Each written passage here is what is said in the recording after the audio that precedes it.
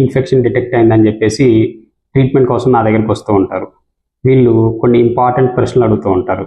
అందులో మొదటిది, ఈ ఇన్ఫెక్షన్ పుట్టబోయే బిడ్డకి వచ్చే రిస్క్ ఎంత అని చెప్పేసి. ఈ రిస్క్ మనం తెలుసుకోవడం కోసం 2 ప్రధానమైన పరీక్షలు చేస్తాం మనం.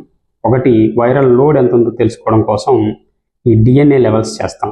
దాంతోపాటుగా HBeAg అనేది చేస్తాం. ఈ హెపటైటిస్ బి DNA అనేది కనుక ఎక్కువ మోతాదులో ఉండి HBeAg పాజిటివ్గా ఉన్నట్లయితే ఈ ఇన్ఫెక్షన్ పుట్టబోయే బిడ్డకి వచ్చే ఛాన్స్ అప్ టు 95% వరకు ఉంటుంది.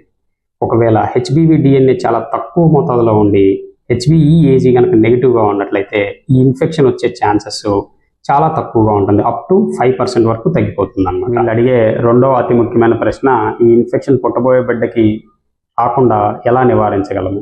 సో ఎవరికైతే DNA లోడ్ చాలా ఎక్కువగా ఉంటుందో, అంటే more than 2 lakhs అలా ఉంటుందో, వారికి 6th లేదా 7th మంత్ నుంచే మనం హెపటైటిస్ బి ట్రీట్మెంట్ స్టార్ట్ చేస్తాము.